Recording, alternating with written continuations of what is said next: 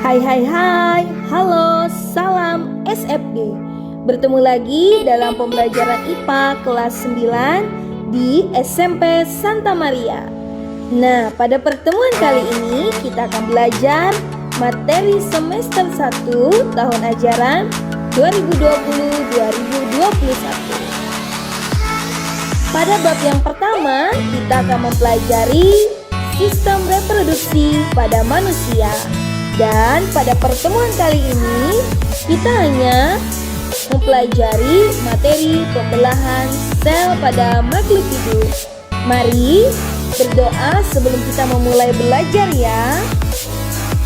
Oke, kita persiapkan diri kita agar lebih fokus dan lebih semangat.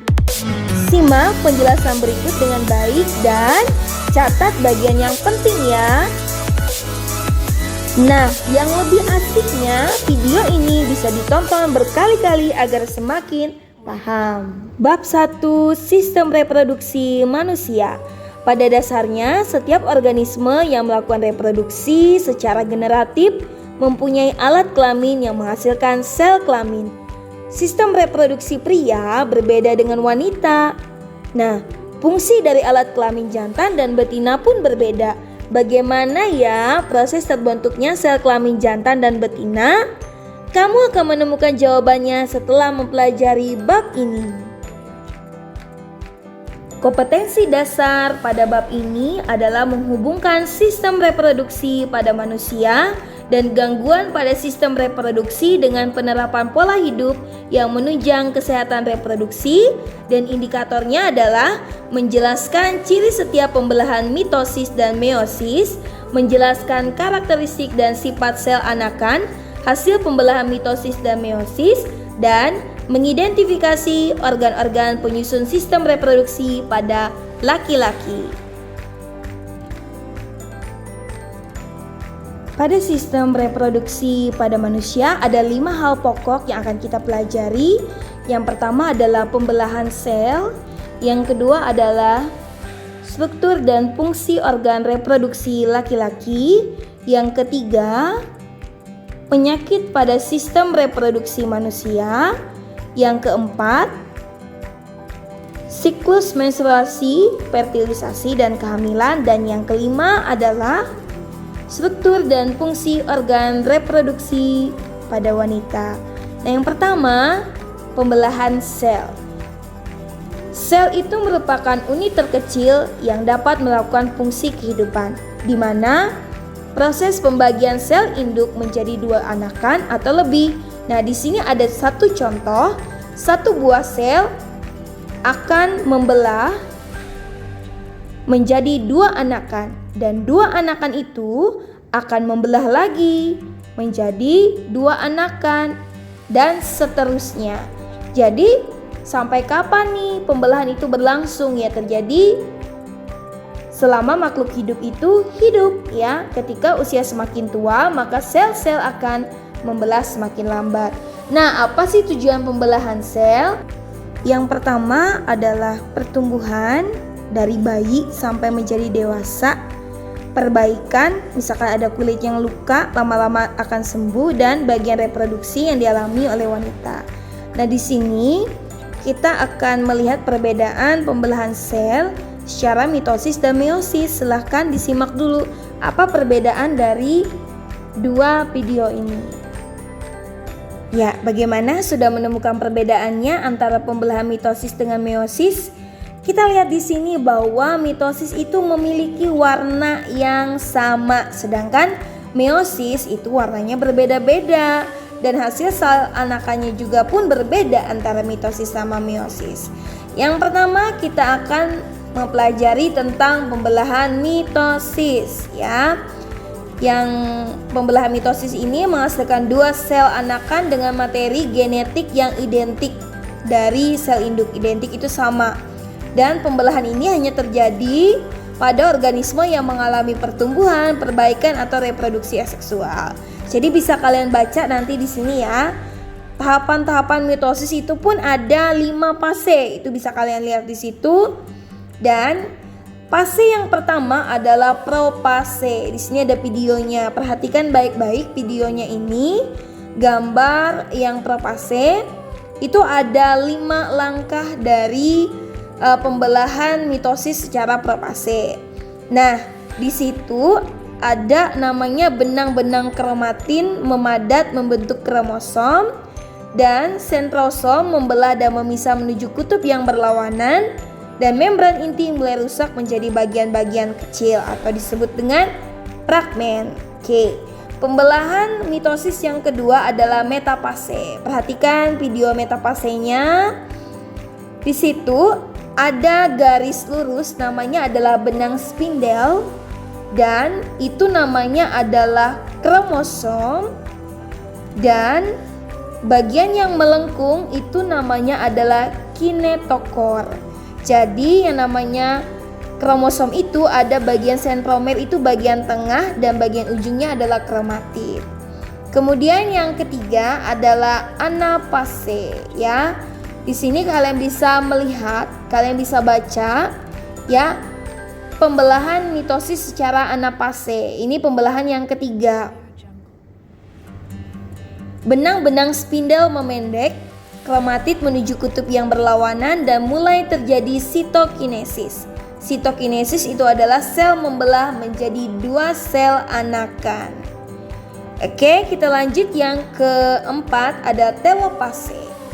Nah, telopase ini lanjutan dari anafase tadi, di mana pada fase pembelahan mitosis secara telopase, kromatid telah sampai di kutub-kutub yang berlawanan. Kromatid menipis dan memanjang menjadi kromatin, di mana kumpulan kromatin nanti akan membentuk anak inti. Nah, ini dia fase-fase pada telopase ya, bisa dibaca. Kemudian kita akan mempelajari tentang pembelahan meiosis. Nah, jadi pembelahan meiosis adalah pembelahan yang menghasilkan sel anakan dengan jumlah kromosom setengah dari sel induknya, di mana bertujuan untuk berkembang biak secara seksual, yaitu dengan proses pembentukan gamet. Di sini kita bisa lihat dan kita bisa baca meiosis itu ada 2 fase ya, yang harus dialami dalam pembelahan secara meiosis.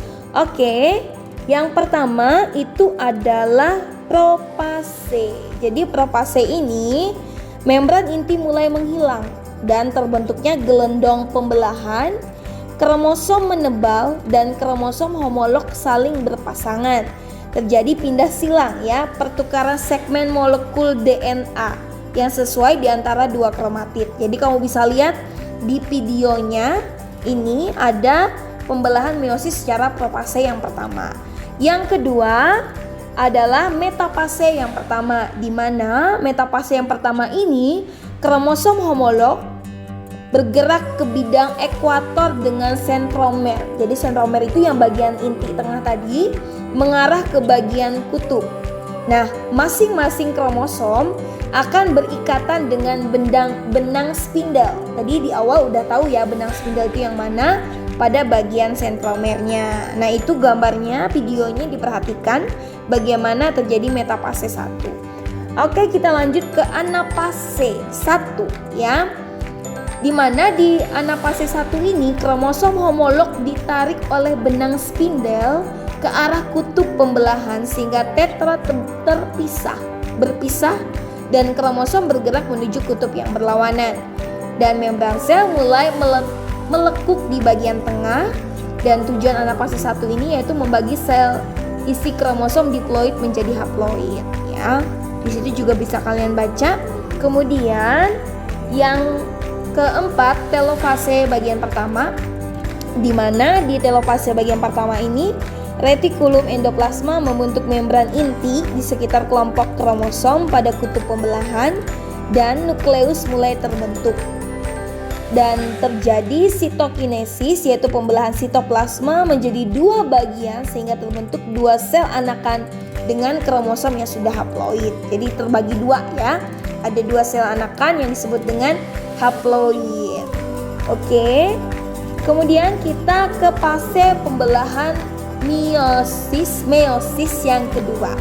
Nah, Pada meiosis yang kedua ini ada profase yang kedua. Jadi ada tahap yang pertama itu adalah profase yang kedua, di mana membran nukleus dan nukleolus mulai menghilang kembali dan sentrosom membelah dan sepasang sentriol memisah menuju kutub-kutub yang berlawanan, dan di antara keduanya muncul benang spindel yang memancar dari kedua sentriol ya. Waktunya sangat singkat dibandingkan dengan tahap lainnya. Kemudian tahap yang kedua adalah metafase bagian kedua, di mana di sini setiap kromosom yang haploid tadi berisi 2 kromatid tertarik ke bidang ekuator, itu bagian atas sama bawah, terbentuklah benang-benang spindel.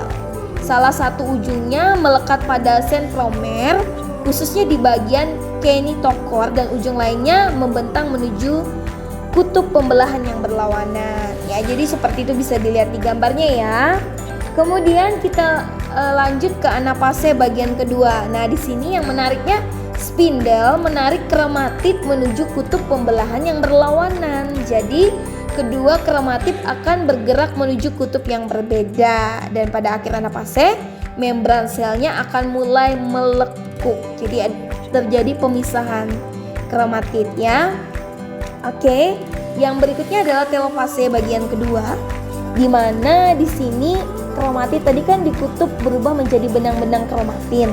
Terus membran nukleus dan inti haploid terbentuk di sini ya. Kromosom akan menipis dan memanjang menjadi benang-benang kromatin. Nah, terjadi sitokinesis sehingga terbentuk 4 sel anakan yang haploid. Jadi meiosis itu dia menghasilkan 4 sel anakan. Oke, terima kasih. Sampai jumpa di pembelajaran berikutnya. Salam sehat.